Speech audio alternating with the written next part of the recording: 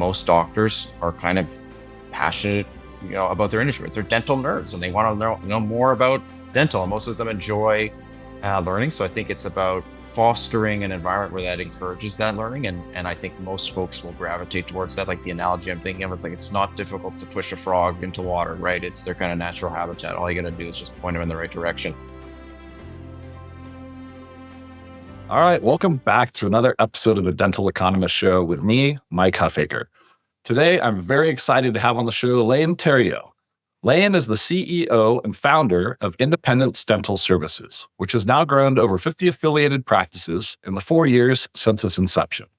Prior to launching Independence, Lane was a founder and director of a Canadian dental platform, 123 Dentist, which started with only 13 clinics in 2017 and has since grown into the second largest DSO in Canada. Lane's roots are in finance, where he first came to learn about the DSO concept. Welcome to the show, Lane. It's great to have you.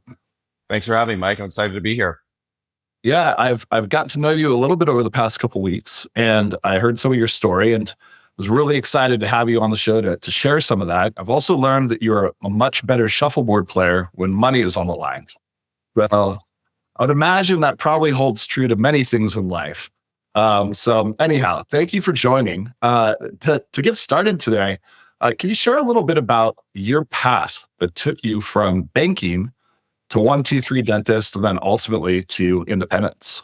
I was working at Citigroup here in Toronto, so in the M&A department. We were focused on kind of cross-border M&A, usually a U.S. company buying a Canadian one. Kind of my claim to fame while working there was advising Tim Hortons on the sale to Burger King back in 2014. And one of my jobs at the bank was to keep track of what all of our, relatively large Canadian pension funds were buying in their private equity divisions. And that's where I, got familiar with this concept of a roll-up strategy or a consolidation of industries, because that's what a lot of these pension funds were holding in the private equity divisions.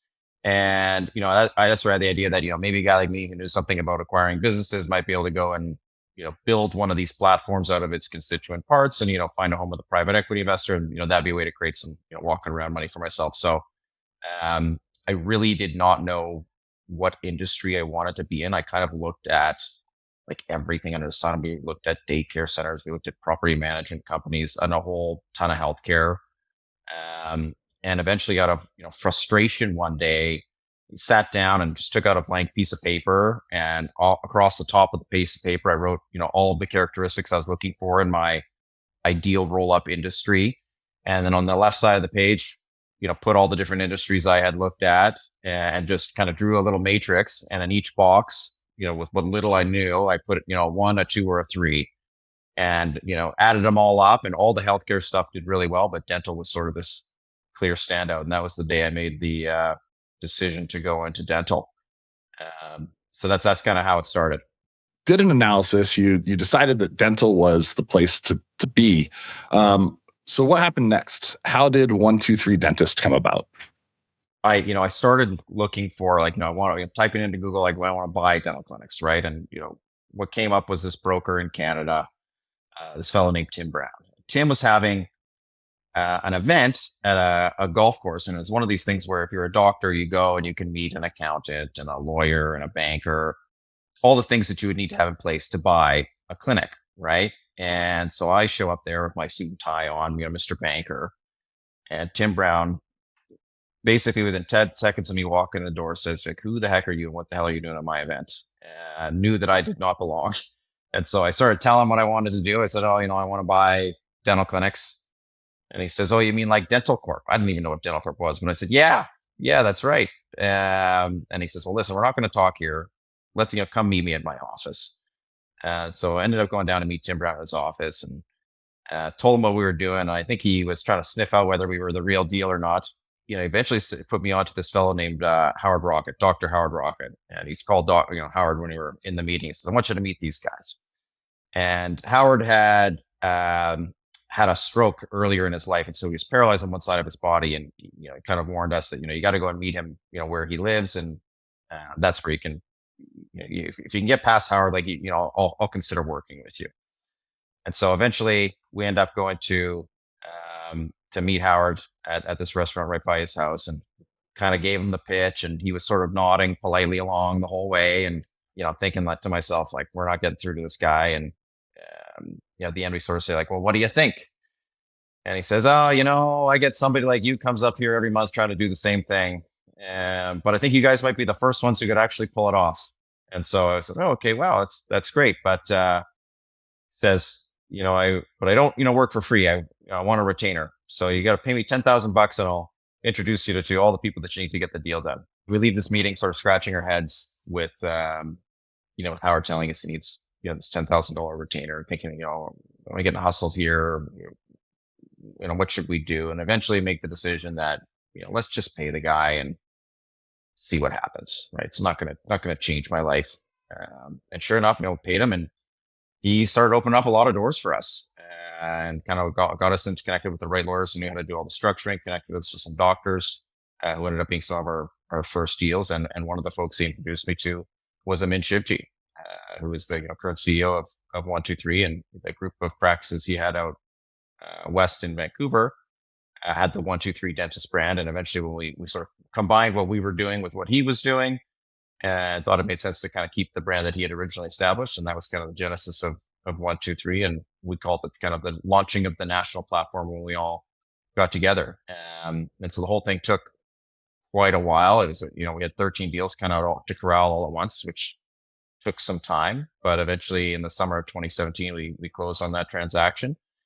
And that was kind of when the company was truly born.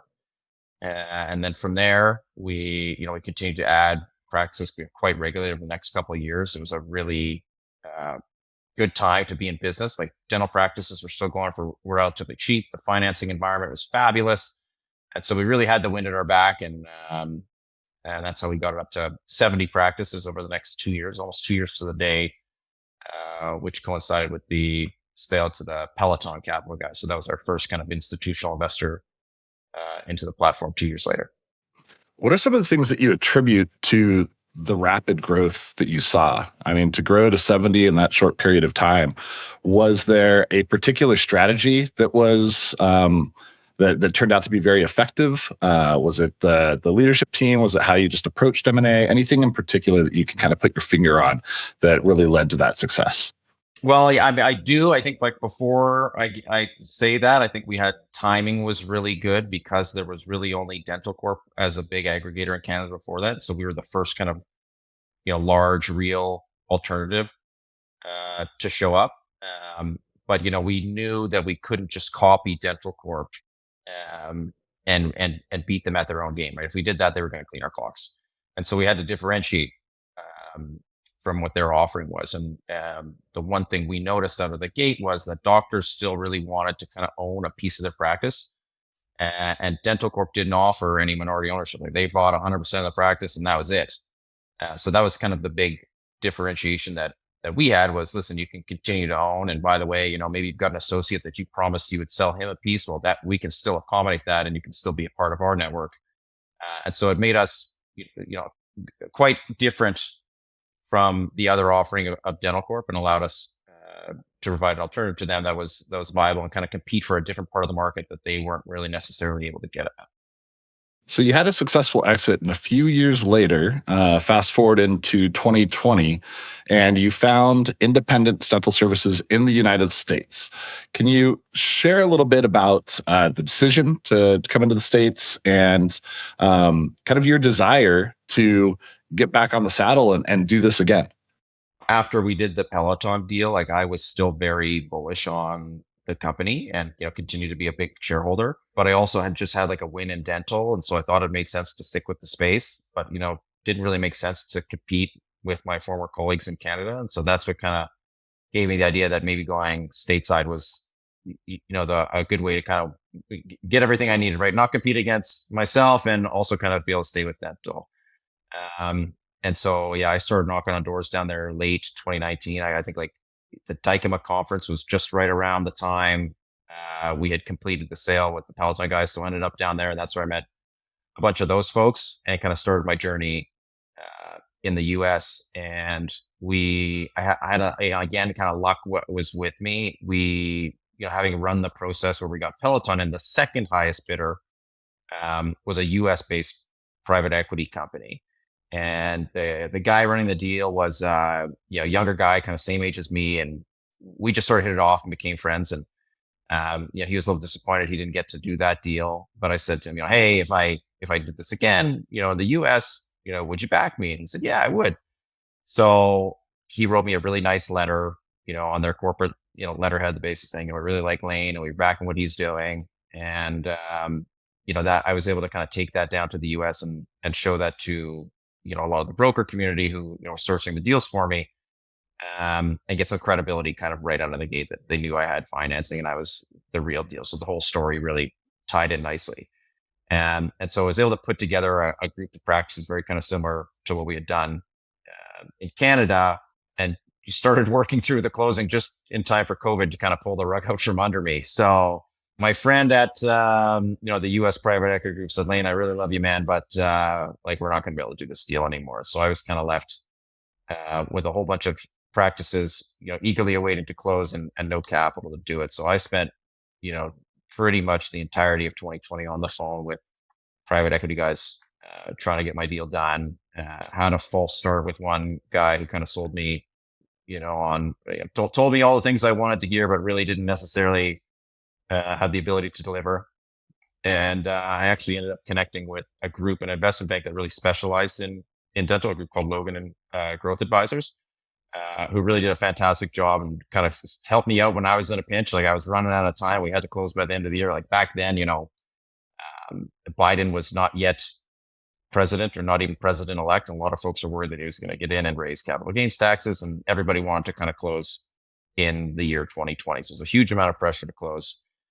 And those folks ended up connecting me with the Firmament Group who we did ultimately close with. And we got our deal done on New Year's Eve 2020. So right under the line to get everything off and rolling. But I will say this, like that delay ended up being a huge blessing in disguise because it gave me time to really develop a really high quality management team. And I think that's a big part of the reason we've been able to grow so quickly in the US. And because the business is people, and these folks have really done a lot of the heavy lifting that there's no way I would have been able to do if it was just me on my own.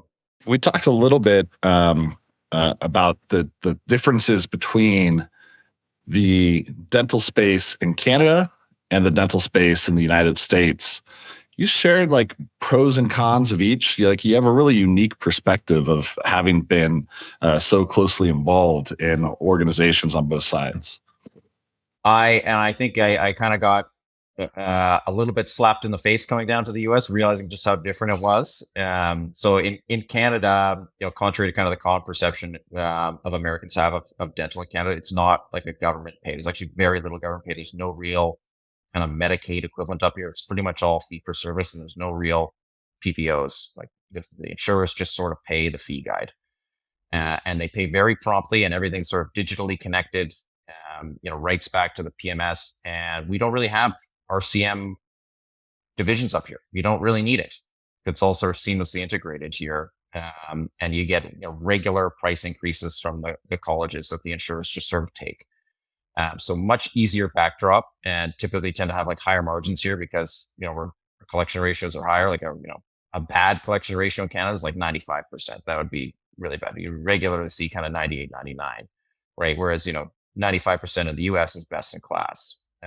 And so I'd say that was the biggest difference for me coming down there, was like having to deal with this whole new RCM beast that I really didn't understand at the beginning, and like very much underestimated how complex it was. And I would say like I still don't think I have it mastered. And I think many of my peers who've been in the industry even longer than me would still say that they're in the same boat too. Yeah, I would say you're definitely not alone on that count. On the website for independence, it talks about an unconventional DSO. There's reference that, a DSO for doctors that don't want to be a part of a DSO. So what is kind of your business model with independence, your secret sauce, if you will? What's the approach that you're taking? Yeah, sure. So I think, again, kind of pulling from what made us successful in Canada was trying to differentiate ourselves from the market when we came down here, right? And I would say, the traditional DSO in the US, like part of their pitch is, they almost kind of tell the doctors that their baby's ugly, right? If only we got in there, you did things our way, this place would rock so much better. Our kind of approach in Canada was actually quite different to this. And it was, instead of kind of, going after kind of fixer uppers and trying to make everyone the same, it was, well, no, there's an acceptance that you can have two very different strategies operating in the same market and they can both be successful. There's not a kind of one right way of doing things.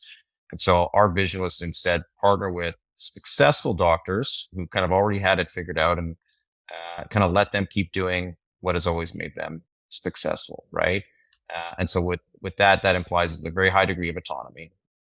And so we typically allow our doctors a lot more leeway in how they run their businesses, and they don't have to kind of conform to a very specific or narrow way that they operate their business. That said, we instead have to kind of manage folks with like incentives, right? So there are guardrails with all of our partners to kind of keep folks on track. And that's the trade-off you make when you work with us, right? We'll give you a lot of freedom, but there's a financial incentive for you to kind of keep doing the right thing and make sure the business stays on track. And there's still an ownership component for the doctors in the organization. Yeah, that's right. I would say, yeah, typically in like the minimum level of ownership at the practice level we want to see is about 20%, but we've gone higher. We've had many instances where doctors say, well, I want to own more than 20%. I think my business is still going up, but I just want a little help and support. And so we'll go up to 50% in those cases too. And so in a model where you allow for such autonomy, what are some of the things as a support organization that you're able to provide to help, add that extra value, provide the additional support that those doctors are looking for? What does that look like? Yeah, I mean, I think it's still very similar to what others offer. It's just a lot more customized and a la carte, right? Kind of take what you want, leave what you don't, right? So we've got I'll pick on kind of the marketing department, right? So we've got a fantastic director of marketing, and she's very good at kind of coming in and helping folks. She can soup to nuts, revamp everything for you, recreate the whole strategy for you. But she probably only works really closely with about half of our practices because the other half say, no, I like the person who's doing my marketing and they're doing a great job, and I don't see any need to change. So we have the support there at kind of every area that you would have in any typical DSO. It's just not kind of mandated that you take it. And if things are working, keep doing what you're doing. If you need help, we're there to help. Now, you mentioned earlier that kind of building a high caliber management team is incredibly important. What are some of the things you look for when you're bringing on new executives into your organization, or you're looking to kind of build out that corporate structure? It's less about kind of like specific characteristics of the people. There's kind of more like a general rule that like I like to follow. So I always like whenever we make a hire, I always ask like, okay, when we're hiring this person, are we elevating the average of the caliber of people on this team, right? Because if we're not, like we're moving the average of the team lower. So we're always trying to hire people that are better than what we have right now, right? And I would say like the biggest arbitrage that exists in business is people, right? And if you can get a B player for $70,000 a year, but you can get an A player for $140,000 a year, you are usually getting more than 2 times the output out of that $140,000 person than the $70,000 person. So I would say, like my advice to people is if you want to really juice your output in your organization, go after the best, because the return that you get is kind of exponential on that curve. If you pay kind of top 10 percentile, you're not you might pay 2 times what you got to pay for that average person, but you're getting potentially 10 times the output. So I'd say that's kind of the way I think about it broadly, and then the rest is kind of details sort of about fit and how they're good at their role. But generally speaking, follow that path. It kind of takes care of 90% of the. Yeah, it really is so true. And it feels like it's a short-sighted approach that many people will often take, where you want to find that candidate that is less expensive. But then if you have to turn that person over within a year or 12, 18 months, the replacement cost on top of the lost opportunity costs on top of everything, if you were just paying more and got the right person, it would make all the difference in the world. So I can completely appreciate that. With your background in banking and finance, How do you feel like that makes you uniquely suited to running a dental service organization? What type of benefit do you think it's provided to you? Do you think it's a good background for people that to go into leadership in DSOs? I'm not sure that it has made me like a great operator. I still don't really, fancy myself like a fantastic DSO operator. I think there's like people out there who know a lot more about it than I do. And I think I've kind of succeeded in spite of my very kind of narrow background. Like where it has helped me is really on kind of like the deal making side. So I think, trying to find common ground with our partners and kind of getting creative on how to make, the private equity guys and the banks happy on one side and the dog like that. I think marrying those two, that's where I think I've been able to kind of put my, special secret sauce on it and kind of add something of value. But really, I think it's what has most made me successful is relying on others to tell me what to do and not telling other people what to do. So, hiring those really high quality people, listening to them. I ask a lot of questions about, why do we think we should do that? Why do you think we should do this? And kind of helping the organization come to the best answer. But like, I'm not the one who's coming up with most of the great ideas and really delivering on it. So I think it's more about not thinking you know everything. And actually, some of the biggest mistakes I've made in my life when I was sure I knew what I was doing was the right thing, and not really paying attention to what some of the other smart people around me were doing. I've been in dental now for about 5 years, and it's pretty steep learning curve. And every day still learning something new. Um, from your perspective, like where do you go to learn? Like you talked about, hey, look, I probably still haven't nailed this RCM thing, and I agree completely. I don't think I've talked to anybody that believes that they've nailed the whole RCM thing. But when you think about continuing to grow as an operator and to know more about this industry or the business in general, what are your pathways to learning? Everybody learns kind of differently, and so like don't do what I do just because it's what I do. But like I really enjoy kind of the human interaction component and talking to experts and kind of poking and probing and learning a little bit more about what they say. And I will then kind of find the thread that I think is interesting from a conversation and go and do kind of my own homework from that. And it might not even be me doing the homework, right? It could be one of my people saying, "Hey, I heard something interesting here. Can you go and investigate this?"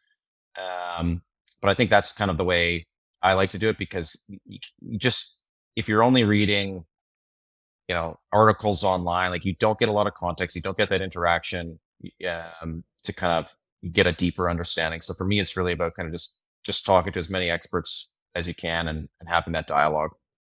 You mentioned Dykema earlier, which is a fantastic show. Are there any other conferences that you attend or events that you find that you receive value from? I think the ADSO group, which is our sort of industry association, has done a really fantastic job of putting together some events that are focusing on things specifically like RCM and becoming a resource for knowledge for the industry. So I would say like that would be my next kind of go to, specifically if you're looking for kind of learning and expertise in the business.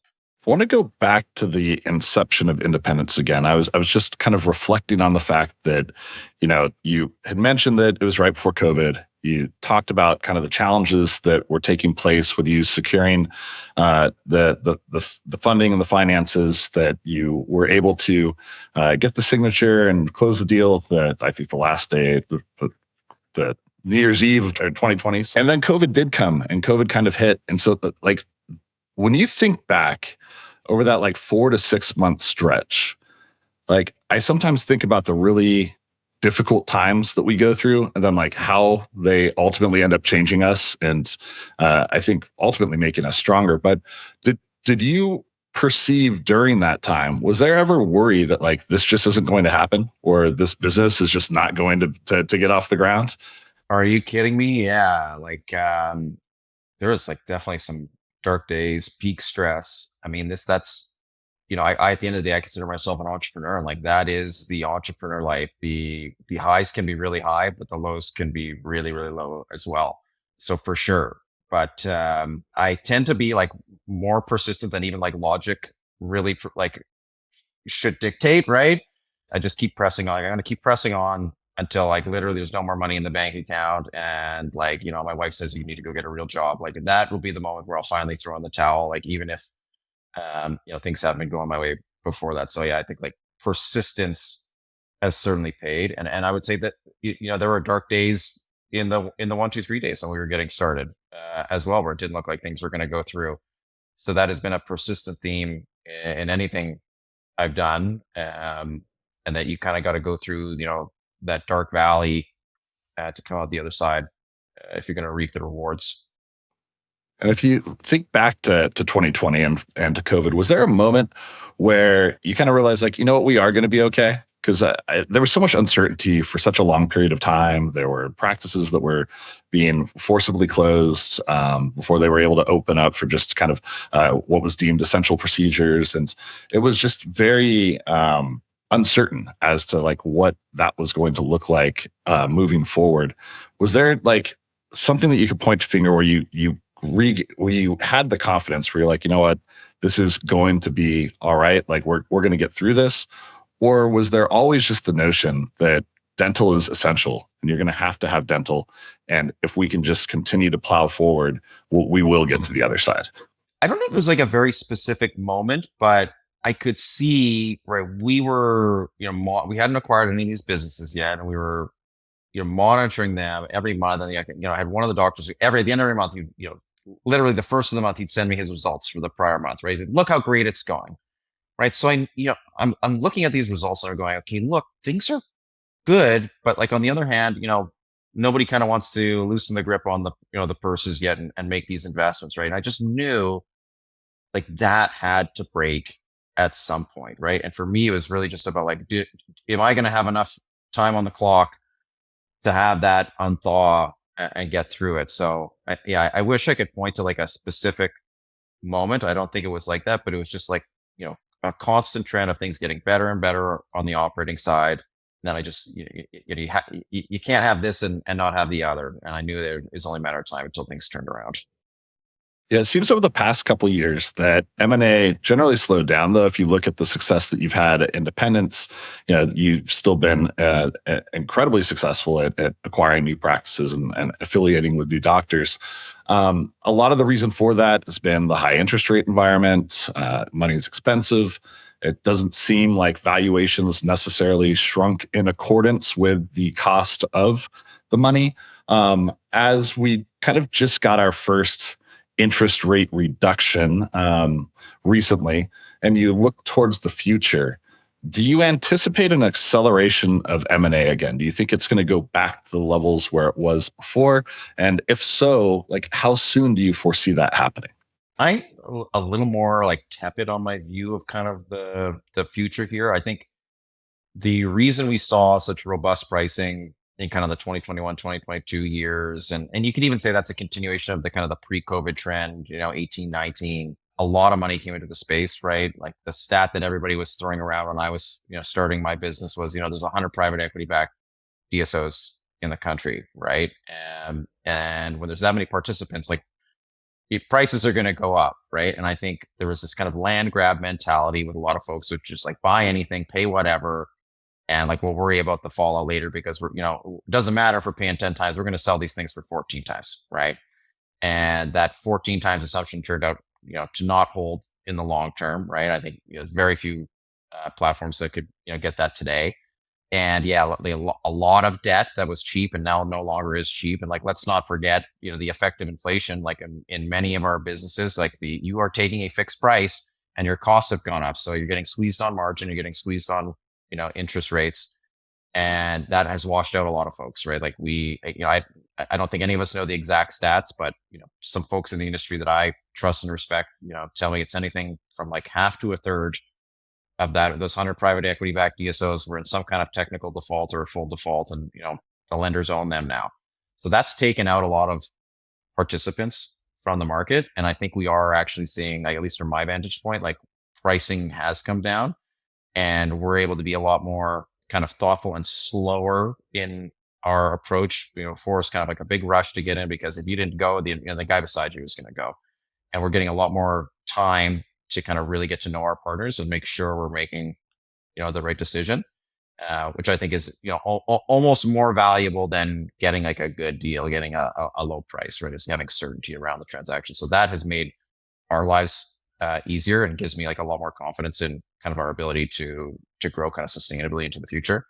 And I think like what is I'm optimistic about is that there's less folks at the table, less or more meaningful conversations, kind of better quality connections, and know we're getting the right fit. But I just don't see us getting back to kind of the rip roaring 2021's 2022. But we're not going to be like COVID bad either. We're kind of going to be a little more steady middle of the road from here on in. That allows or affords the acquirer probably more choice and ability to really identify excellent practices to join the organization. If you were an independent practice today and you had a view or a desire to join a DSO and sell a portion of your practice, what's some of the advice that you would give that business that would put them in good shape or have them reflect well during a diligence process for acquisition? The more organized you can be, the better, right? Like if it's simple thing. Right? Do you produce your financials on a monthly basis, right? That's a big one. If you got like a stable staff base and kind of taking advantage of all the opportunities that are available to you, I would say like asterisks on that one. If you're squeezing every last drop out of the business, that can actually make you like less attractive. Like I know we've looked at some really successful businesses and we kind of go, we're really impressed with what you've done, but like what's left for us to help you with, right? Like it's growth limiting. So I would say like, it's nice to kind of leave some opportunities for the next guy. But I would say generally just a general organization is kind of the best approach, and be buttoned up with your processes. Having a solid collection ratio, right? And you know how to collect. That's a really big one, right? Is your website up to date? Can people book an appointment easily? Like those are the things that sound very simple, but are often neglected, and they're signals to us that how good of an operator are you really. Do you have any preference for practices in urban areas versus rural areas or underserved communities, or like how do you view that portion of the process? Yeah. So, I mean, like the dichotomy here, right, between kind of urban and rural that I found is, in the rural communities, you're never going to want for patients. The patients are going to be there, but you're going to have a hard pressed for providers, right? And in urban markets, it tends to be the opposite, right? There are lots of providers, but you got to fight tooth and nail for the patients. So my kind of favorite markets are what I would call like the urban halo, where you're not, directly in the core of a major metro area where costs are high and competition is fierce, but you do have like a large pool of providers that you can draw from in that metro area. So I look to kind of like the suburbs. It'd probably be my favorite if I had to pick. Yeah. Yeah, no, that makes a lot of sense. As you kind of pull out your crystal ball and look at the future of dental, what are some of the factors that make you bullish on the industry? I actually think like there's some really interesting stuff happening in the technology world. Like, this Curodont thing is really impressive, right? Like that kind of changes, the standard of care for what we're going to do at the first kind of signs of decay. So I think that's really interesting. I also think like a lot of the like 3D printing technology appears to be really coming along now. Like some of the doctors that I talk to are starting to get comfortable using a 3D printed crown, right? And some of our doctors are printing their own clear aligners in the practice now. And so what used to take a huge factory and enterprise to do, or now can be done in any clinic. So I think that's really interesting from kind of a control and an ability to kind of vertically integrate your practice, if that makes sense. And so that's why I'm bullish on it. And I think generally just people are more and more interested in their health, and there's like obviously a huge connection with oral health to overall health. And so I think that trend is not going away anytime soon, especially as the younger generation coming up. As you go through life, you get move into this higher income practice, you can take care of your health, and these are the most health conscious people, the most health conscious generation, I would say. So yeah, I think there's lots to be bullish on in terms of our industry. How do you think of specialty, either incorporating it into your organization or adding orthodontics or standalone practices, perhaps that would be kind of like within network for referrals? Is that part of your strategy at all? So I'm pretty opinionated on this one. I have really avoided partnering with specialty practices, and we have opted to instead encourage our doctors to bring specialty in house. And my kind of view on this is it is an inconvenience for the patient to have to leave a practice where they are comfortable and a practitioner they're comfortable with to go to a specialist. And if we were owning that specialist facility, well, that's another set of costs that we have to deliver the same level of service that we could potentially deliver in our own practice. And a lot of folks have mentioned this hub and spoke strategy where we're going to acquire one specialist in one area and have these GP practices around that are going to refer to that doctor. In my experience, I think doctors are rightly uncomfortable to sort of send everyone to one specialist that they may not know or trust. And so for those reasons, I have shied away from specialty, but we certainly employ a lot of specialists in our GP practice, which I guess are technically multi-specialty practices. That's the model I prefer. So, what are the challenges with doing that? Is it finding specialty providers? Is it getting a dentist to start performing specialty procedures? Like, what are some of the obstacles, and how do you solve for them in order to provide that better patient care? Because I agree, it would be amazing to have everything done in the same place where you are familiar and comfortable going to.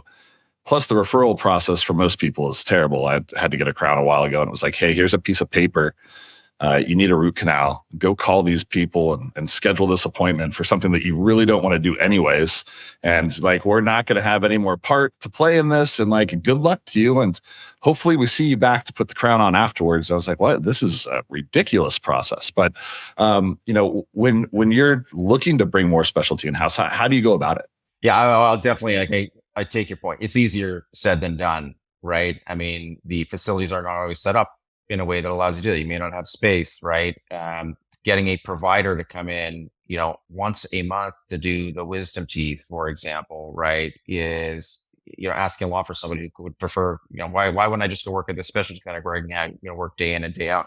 So there are definitely challenges. I think partnering with someone like us, where we have scale and kind of relationships with organizations that specialize in these types of things and are okay. They've got a deep bench of customers, which are dental clinics that they provide, specialty services to, is how you can kind of solve for that, right? And then I would say, but the preferred method is to train up doctors. I think like generally what I have found is that most doctors are kind of passionate, about their industry. They're dental nerds and they want to know more about dental. And most of them enjoy learning. So I think it's fostering an environment where that encourages that learning. And I think most folks will gravitate towards that. Like the analogy I'm thinking of, it's like, it's not difficult to push a frog into water, right? It's their kind of natural habitat. All you got to do is just point them in the right direction. That'd be the way I think about it. Yeah, I like that analogy. We'll wrap up here in just a couple minutes, but when you think about some of the biggest problems in dental that you wish could be solved, either through technology, I don't know, regulation, new laws, legislation, anything, like what would be in a perfect world, something that you could kind of like snap your finger and have no longer be an issue in the business? A loaded question for only a few minutes left, Mike. I think it's, unfortunate. A lot of the regulations and the rhetoric around kind of private equity in healthcare, I think that's, a hugely uneducated position. Like this is a source of investment that increases the capabilities, increases the efficiency and access to care for people. So that's probably one area that I think, we're moving in the wrong direction. I would say the other sort of big one is the whole payer dynamic that we talked about earlier, the difference between Canada and the US. Having seen what is possible in Canada, like there's really just no reason for this. And like my view, and this, I'm not far from an expert on this, but it seems to me that the insurers are carrying a huge amount of cost to deliver this, antiquated system, right? So they can get this benefit of, folks not taking advantage of claims that they're entitled to. And, there's kind of like a time value of money benefit, right? We don't have to pay right away. But I think what I'm optimistic about is that the timing with now this new automation coming into play will eventually bring this to its natural end, because we're seeing a lot of the technology kind of usurping the intentionally poorly designed processes in the insurers, and so they're not going to get the benefit anymore, right? We're going to start having the bots versus the bots on the calls for patient verifications and things. And eventually they're going to go, okay, we're not getting the benefit. Like, let's just move into the 21st century. Or so I do think that actually does get better here. I just don't know if it's in the next 5 years or 10 years, but it's coming to an end, and we will see efficiency there finally kind of returned. Well, I almost made it through an entire episode without saying the word AI, but I'm not going to finish without saying the word AI. So I'm just curious, from your perspective, either in your day-to-day role or within your organization or even in your practices, are there areas that you're currently utilizing AI technology? Many, yes. And I would say where it's most prominent is on these AI diagnostic tools. They are incredibly useful, and I would say not for what you would think. Like, I don't think there are many doctors out there who think that this is somehow finding treatment opportunities that they would not have otherwise found. I think like most doctors would say that, right? That's not what makes them useful, right? What really makes them useful is from a case presentation perspective, right? Where you can show the patient, say, hey, it's not just me. Even the computer here has diagnosed that, you've got a cavity here, right? Like, what do you want to do about it? Right. And so it kind of removes that doubt from the patient's mind that this is medically necessary, that you got to do it. And it takes away that fear that, I'm just being sold on something that this dentist is trying to make money off of me. And we have seen that like in the data when our diagnostic system is on, case acceptance is higher. And there's been times where it's gone down, and we can see case acceptance go down. So like I'm very convinced that it is a very useful tool for that. And yeah, we have almost rolled it out to all of our practices. It's such a powerful tool. Awesome. Well, hey, thank you so much, Lane. I really appreciate the time. It was great to have you on the show, and appreciate you joining. Thanks for having me. I really appreciate the bearded hat We got the combo podcast environment that you've fostered here. It's very inviting. That's right. It's a very safe space. Yes. I love it, Mike. Yeah. Nice to chat with you, buddy. Yeah, you too. The Dental Economist Show is brought to you by Planet DDS, home of Dental OS. To find out more about how cloud-based dental software by Planet DDS helps unleash dentists and their staff to focus on patient care, visit www.planetdds.com. Stay tuned for upcoming episodes by following wherever you listen to podcasts. And thank you for listening.